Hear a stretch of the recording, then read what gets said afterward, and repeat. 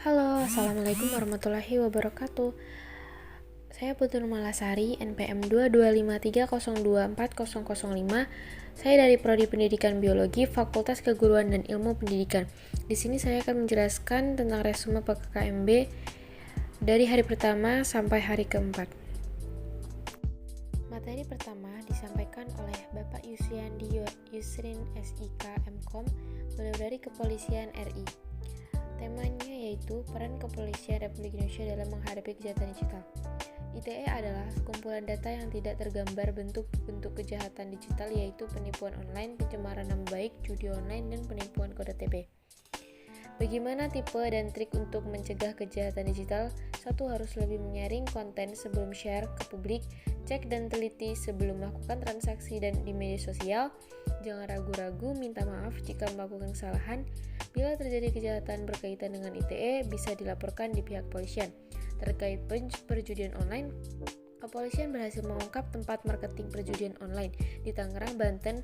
Game perjudian online sudah merambah di kalangan masyarakat Lampung. Dari pihak kepolisian sudah memblokir situs-situs yang berkaitan dengan perjudian online. Materi yang kedua disampaikan oleh Dr. Susetya Herawati STMSI. Bullying adalah satu tindakan fisik yang melukai diri kita. Bullying berasal dari pendidikan, lingkungan, media sosial, dan rumah. Ada harapan pemerintah dan keluarga bahwa generasi muda dapat menjadi agen pembangun. Tanggung jawab generasi muda yaitu menjaga persatuan bangsa dan mengembangkan kepribadian yang tangguh. Tindakan bullying tidak dapat bisa dianggap remeh karena dapat mengakibatkan mental down bagi korban. Oleh karena itu, mengenai kasus ini harus ditindaklanjuti oleh pihak-pihak terkait sebagai bentuk penanggulangan bullying. Materi yang ketiga disampaikan oleh Profesor Dr. Kiai Haji Said Akil Siraj, MA, tentang penguatan karakter. Apa bedanya masyarakat Arab dan masyarakat Nusantara? Kalau di Arab tidak ada struktur sosial yang jelas, kalau di Nusantara terdapat struktur sosial yang jelas.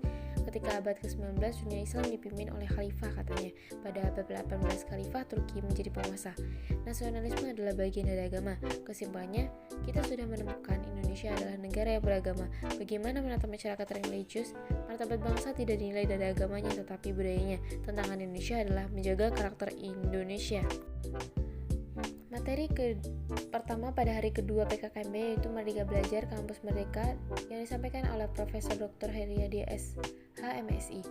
Latar belakang visi Indonesia 2045 yaitu berdaulat, maju, adil, dan makmur. Pilar visi Indonesia 2045 pembangunan manusia serta penguasaan ilmu pengetahuan dan teknologi, pembangunan ekonomi berkelanjutan, pemerataan pembangunan, pemantapan ketahanan nasional dan tata kelola kepemerintahan.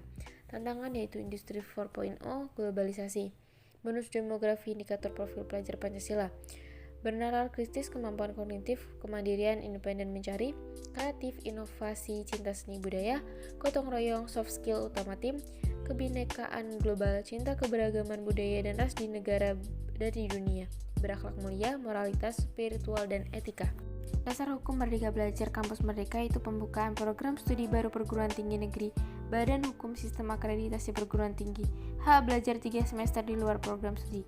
Tujuan Merdeka Belajar Kampus Merdeka yaitu mendorong proses pembelajaran di perguruan tinggi yang semakin otonom dan fleksibel, menciptakan kultur belajar yang inovatif, tidak mengekang dan sesuai dengan kebutuhan materi kedua.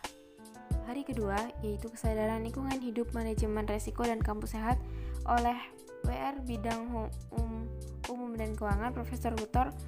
Asep Sukohar S. Kedokteran Magister Kesehatan SP KKLP.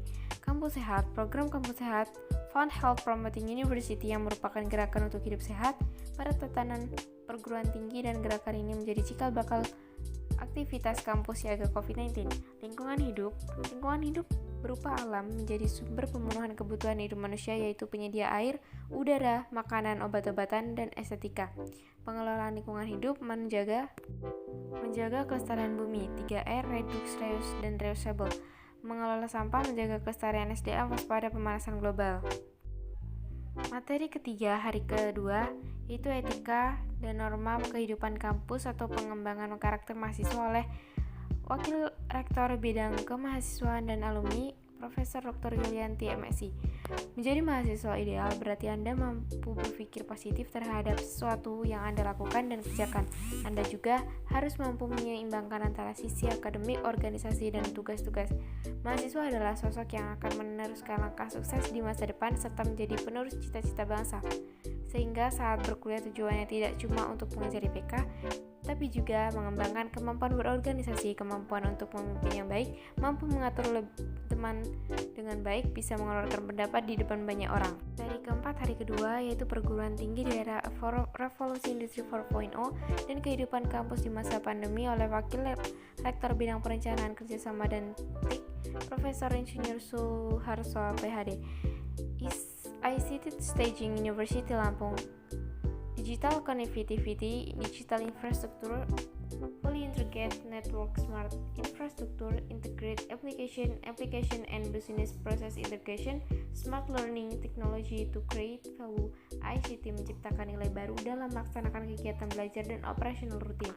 Perguruan tinggi Smart Campur Technology of Actualization, ICT sudah menjadi bagian dari brand image sebuah perguruan tinggi intelijen kampus. Materi hari ketiga pada tanggal 18 Agustus 2022. Materi pertama yaitu perkenalan pimpinan fakultas. Beberapa di antaranya adalah sebagai berikut. Dekan Profesor Dr. Patuan Raja, MPD, Wakil Dekan Bidang Akademik dan Kerjasama, Profesor Dr. Sunyono, MSI, Wakil Dekan Bidang Umum dan Keuangan, Dr. Andes Supriyadi, MPD, Wakil Dekan Bidang Kemahasiswaan dan Alumni, Dr. Riswanto Rini, MSI. Materi 2, Sistem Perkuliahan Bidang Akademik. Sistem perkuliahan menggunakan SKS adalah untuk pengakuan atas keberhasilan usaha mahasiswa per minggu per semester dalam mengikuti kegiatan ekstrakurikuler di suatu program studi. Bidang akademik memprogram PRS adalah kartu rencana studi mahasiswa pada setiap semesternya sehingga lulus tepat waktu. 4. Pelaksanaan kegiatan akademik dan non-akademik, pelaksanaan layanan pembinaan minat bakat dan penalaran kemahasiswaan, pelaksanaan layanan administrasi kegiatan mahasiswa, pelaksanaan layanan kesejahteraan mahasiswa.